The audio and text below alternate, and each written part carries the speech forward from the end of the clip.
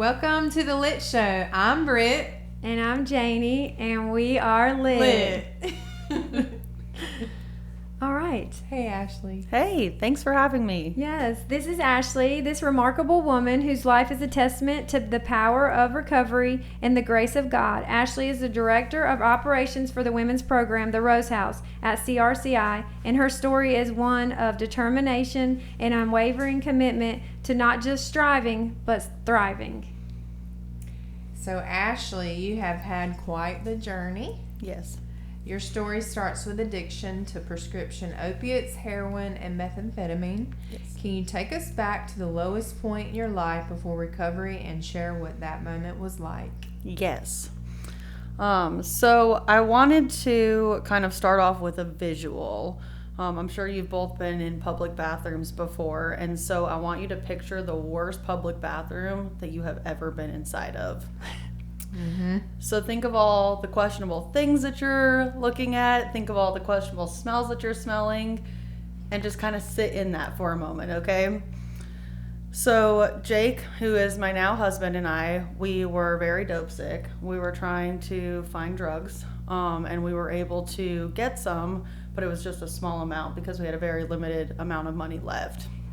And so we ended up into a McDonald's parking lot, and he was going to do his at the car. I had to go to the bathroom, so I ran inside this McDonald's bathroom, and I got it ready on my phone, and I went to go and do it, and I had spilled it everywhere in this McDonald's bathroom. Oh, no. So I was dope sick. I was sad. I was just like that was the last of what I had to feel better.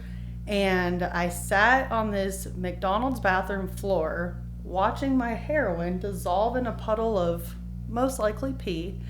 And I remember vividly watching it just slowly dissolve in this liquid, thinking, am I at my lowest point right now? Like, can I do this? And convince myself that it will be okay.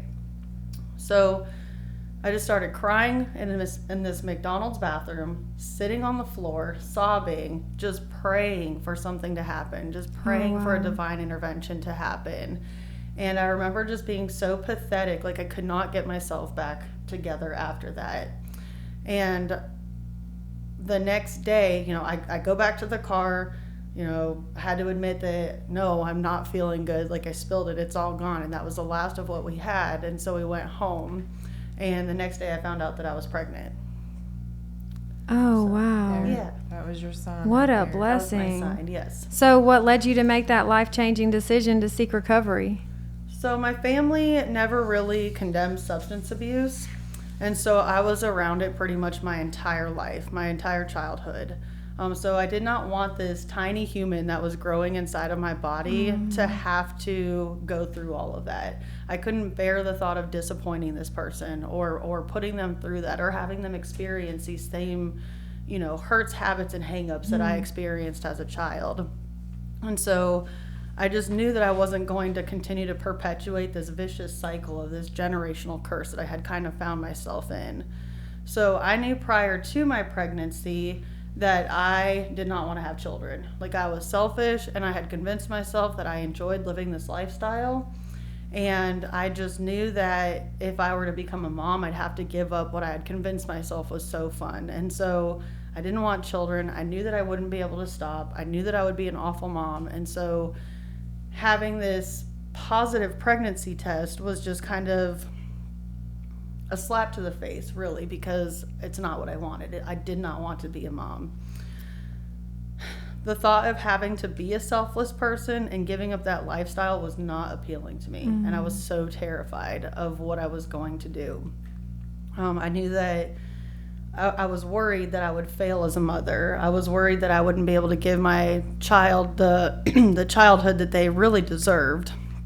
And after I learned that I was pregnant, it was just quitting was what I needed to do. Like there was no other option. And so I was able to quit cold turkey. I was stubborn and I was angry about it, but I was willing to do it the right way.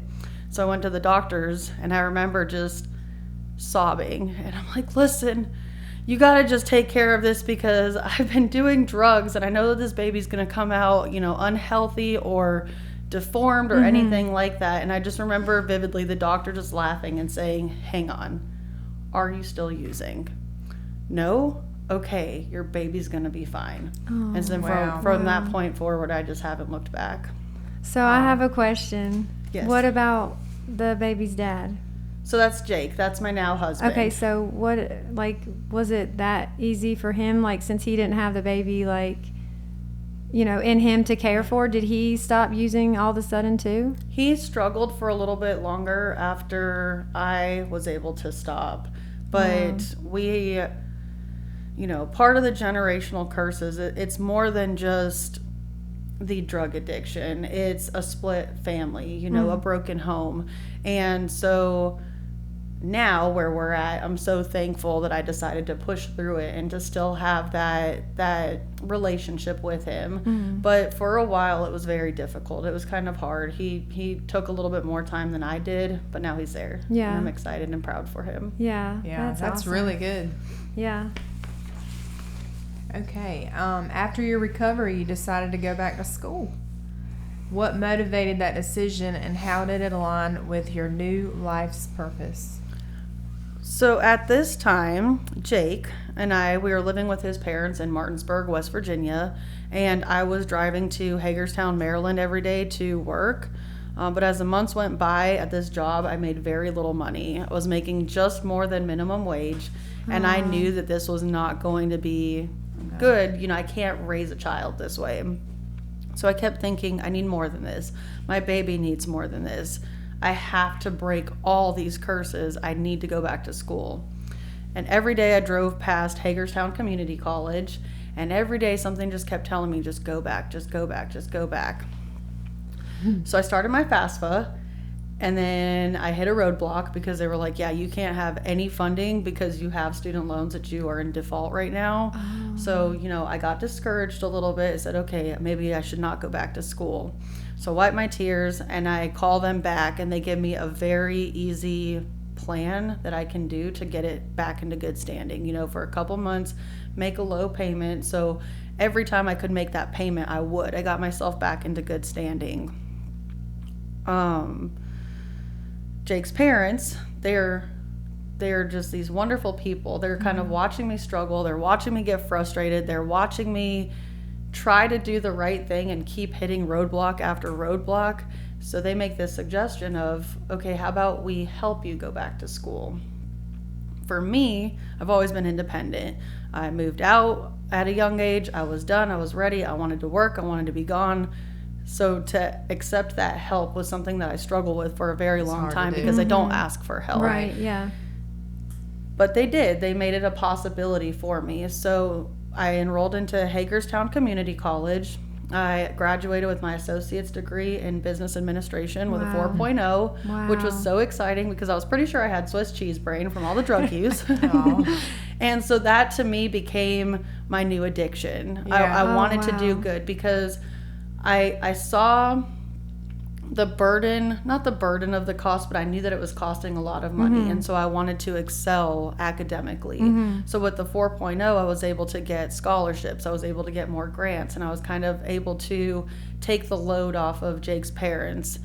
Wow. Yeah. That's awesome. Yeah.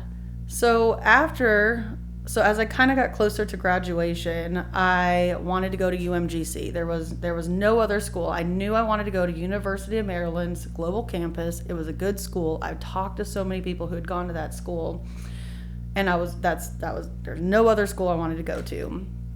When I graduated with my associate's degree, I also had an acceptance letter from UMGC, and I was able to start the next semester. Oh my goodness. Wow. And that school's great because it's 100% online. So I was able to move. We actually were able to buy a house in North Carolina, and I was able to move here during the time that I was in school. There was no hang-ups. I didn't have to transfer or anything, which was great for us because I also found out that I was pregnant a couple months after we moved here in 2021. Oh, wow. Yeah. So for 2 more years, I was a stay-at-home mom. I was pregnant. And I was just doing school, just trying to, complete my bachelor's degree. And I did that. I did that in May 2023. I graduated with a 4.0. So it was okay. I didn't have Swiss cheese brain. Yeah. And being a That's right. mom. Yes, yeah. My heavens. And as I was getting closer to graduation, I knew that I wanted to become a certified human resources professional. So I got the test scheduled, and I was able to study and meet with groups and meet with study groups. And I took my exam in July, and I passed that also. That's awesome. The blessings just Wow. kept overflowing Yeah, from that yeah. one blessing of his parents helping you. It Yes. just Yeah. kept- That's Yeah, wow. It's awesome. As the director of operations at CRCI, you're helping others who are going through what you once did. How does your personal experience shape the way you guide the women in the program? My favorite part about serving and leading the women of the Rose House is that every day I get to interact with other really strong, really passionate women. They're very resilient. And so this is important to me because we don't want to wallow in our guilt or in our shame or in the things that we did in our past. Oh, that's good. We don't allow pity parties. We're not allowed to, you can feel it for a moment, but you've got to pull yourself out of it. We encourage our residents to see a vision. What do you want? Let's attain it. How do we get there? We're not going to, focus on the past. We're going to focus on the future because I really want the women to know that they're worth it. Once I stopped feeling like I wasn't worth it, everything that I wanted just fell into place. So we're very big on empowerment at the Rose House. I put my body and I put my soul through so much in my addiction. We can go into that later. Different podcast, different episode. We'll go into that. But I was so disrespectful to myself. And in this sense, I know what it's like to walk the miles of many of our women. I know what they've gone through. I know what they have done. And I can relate to them on that level and let them know that I also was there at one point. And now I have this feeling of empowerment. And it's a great feeling to know that I can be so much more, that I'm worth so much more.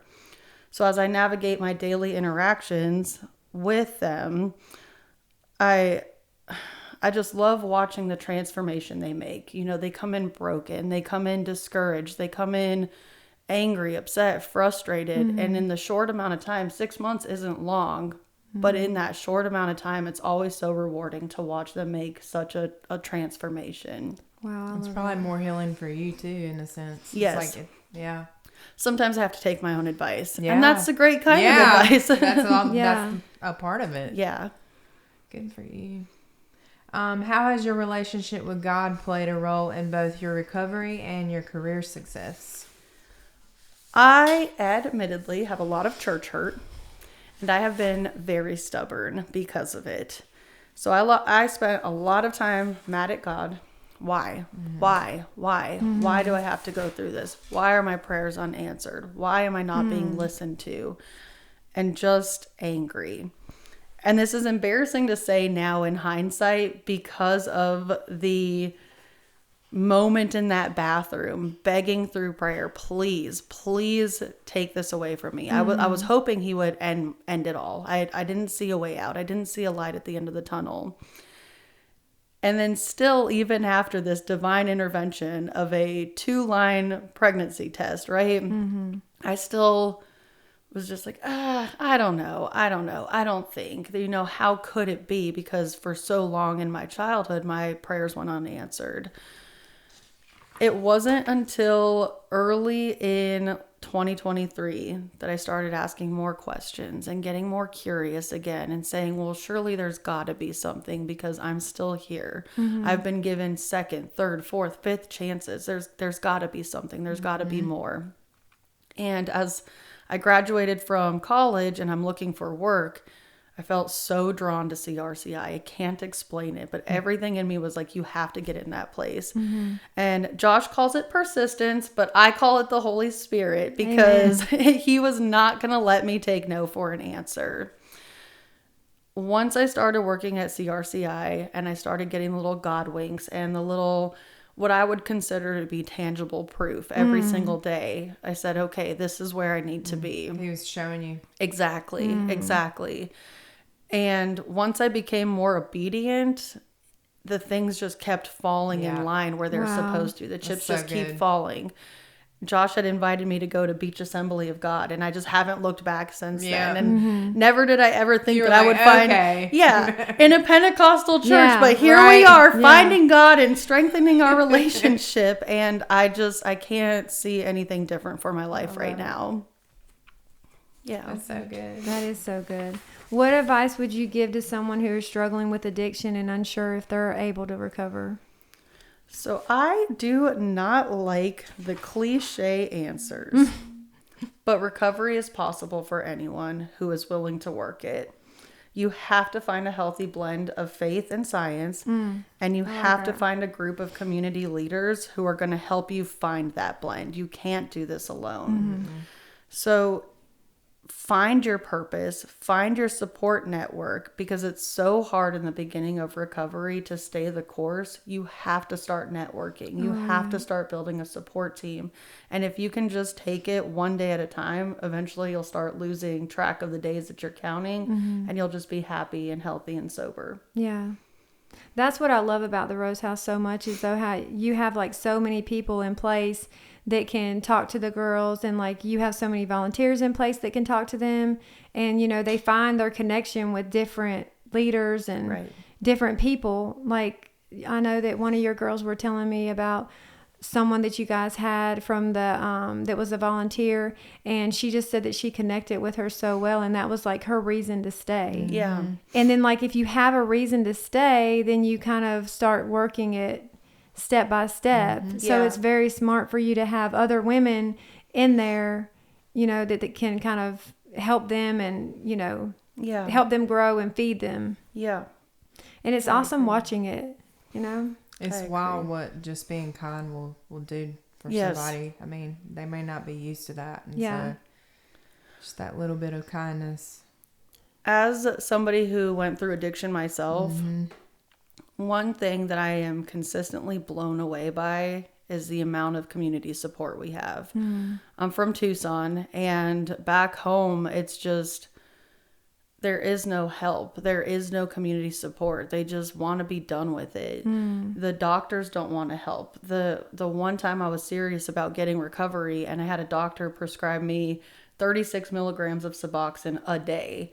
So it was just perpetuating even more drug addiction, because I had one Suboxone strip that I would take for the whole week, and I made a whole bunch of money on the other strips. I don't have anything to show for it today, but there's just no help. There's just nobody who's willing to give us even a listening ear.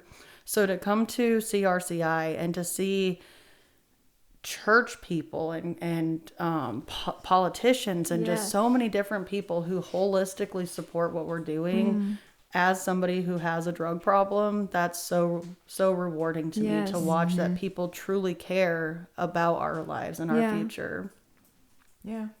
That's how I felt when we had the gala. I was like, man, these commissioners, they're like speaking out, and like, you know, that everyone has, you know, addiction in their family or in themselves.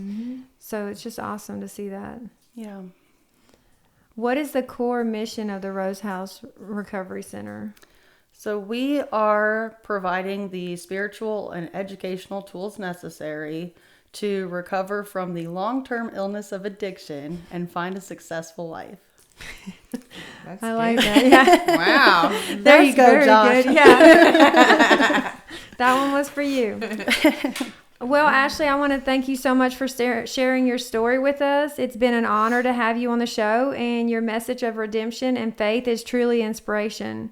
And below, we're going to put the link of Christian Recovery Centers. Please don't hesitate to reach out if you need help, or if you're just interested in donating or volunteering. They also offer, they also have a men's campus. So thanks for watching. Thank you. Thank you.